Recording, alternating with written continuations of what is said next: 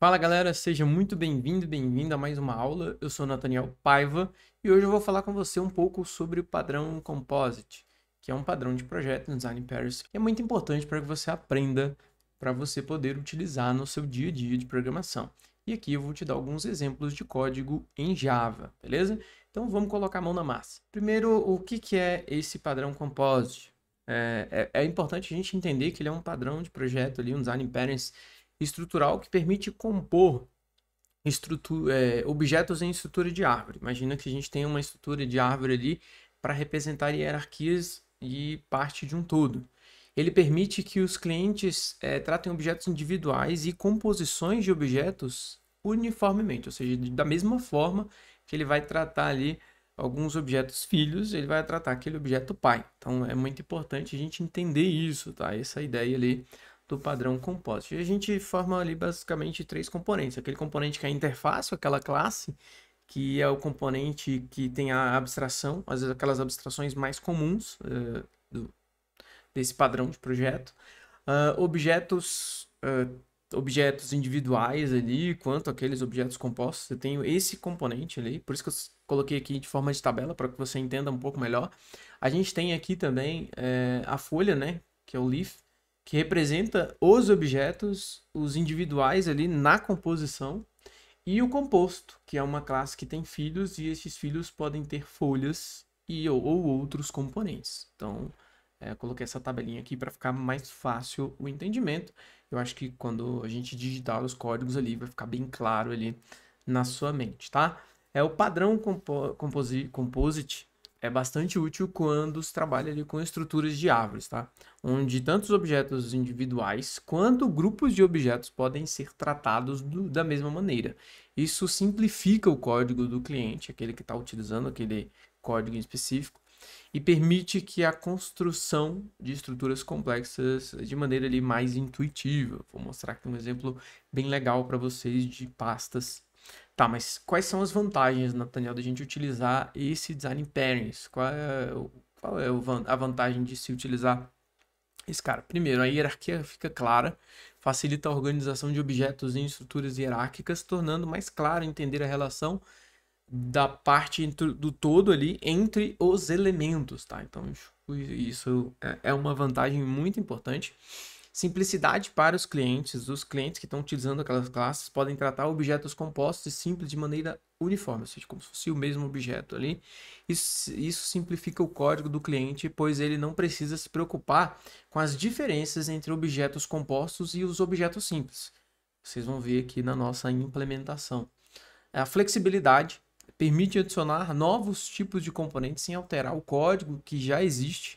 Isso é particularmente útil quando se lida com uma estrutura de objetos que pode mudar frequentemente ou se expandir ali a longo prazo, né? Então, acho que isso é uma vantagem bem legal. Uma das outras vantagens é a reusabilidade. Componentes individuais podem ser reutilizados ali em diferentes estruturas, aumentando a reusabilidade do nosso código, que é uma coisa muito importante quando a gente está programando, pensar em reusabilidade de código. Desvantagens. Bom, a gente pode ter ali várias desvantagens com esse padrão de projeto, pode se tornar muito complexo ali. Imagina que aquela árvore fica com muitos filhos ali, a hierarquia se torna muito profunda e complicada, o padrão composite pode se tornar difícil de gerenciar e de entender quando a gente tem filho, de filho, de filho. Então, talvez ali é um ponto que a gente pode pensar.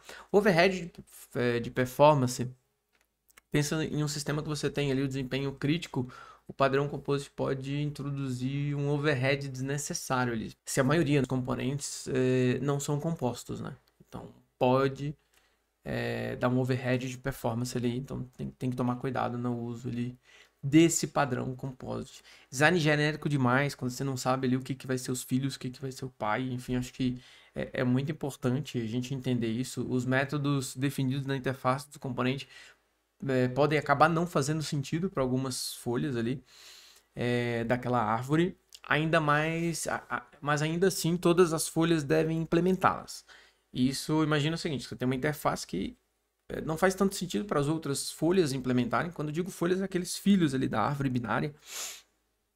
Imagina que você tem um filho, acho que eu vou mostrar para vocês um site aqui que dá pra gente ver e mostrar em formato de árvore, que eu acho que fica mais fácil para vocês. Isso pode levar a implementações vazias e confusas ali, porque fala, poxa, para que eu vou implementar isso nas folhas, se na minha abstração ali, estou implementando isso na minha abstração, mas nas minhas folhas eu nem preciso disso, então isso acaba, quando o design ali é genérico demais, não fica legal, tá?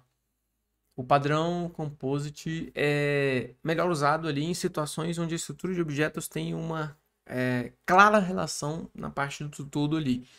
E é hierárquico. Se a gente pode pensar ali em árvores de UI, sistemas de arquivos, estruturas organizacionais ali, pensa no organograma ali de empresas, né? A escolha de usar o padrão composite deve ser equilibrada com a complexidade que ele pode adicionar ao design e a necessidade daquilo que a gente está utilizando, tá? Necessidade de flexibilizar aquela estrutura dos objetos. Então é muito importante a gente tomar cuidado com isso, beleza?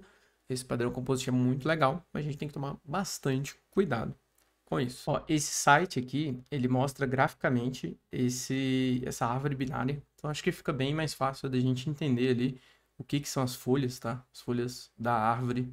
Então é basicamente isso. O padrão composite não vai nos ajudar nesse ponto aqui da gente ter uma estrutura hierárquica de dados ali, tá bom? Então vamos colocar a mão na massa ali com código. Eu tenho aqui um código de exemplo com a minha interface. Essa minha interface é uma interface de arquivo. Eu tenho um arquivo e eu tenho aqui um método de mostrar esse arquivo. Esse arquivo aqui ele vai mostrar. E aqui eu tenho uma outra classe chamada arquivo simples, beleza? Essa arquivo simples, ela tem aqui quando a gente instancia essa classe, eu tenho o nome desse arquivo e no método mostrar aqui, tá vendo? Eu coloquei um system.out.println, descrição aqui do arquivo simples e o nome do arquivo que está sendo instanciado. Então, e ele está implementando a nossa interface arquivo, tá vendo? E aqui eu tenho uma pasta, uma classe chamada pasta, que tem uma lista de arquivos, que é desse arquivo, uma lista de arquivo que a gente está implementando, tá vendo? A gente está implementando esse arquivo, que é aquela nossa interface. Eu vou ter uma lista de arquivos, embora essa nossa pasta ela também implemente ali arquivos, tá? E eu tenho um nome, então quando eu instanciar aqui, eu vou colocar o nome da minha pasta. E aqui eu tenho um método de adicionar arquivos. Eu posso adicionar ali vários arquivos, arquivos simples ou pasta, enfim. Porque aqui ele está com o tipo da interface, tá? Então é importante que a gente consegue remover também, se a gente quiser remover.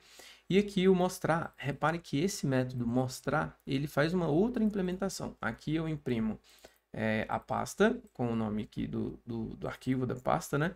E faço um for e chamo todos os métodos mostrar daquele arquivo que eu tenho no meu array de arquivos.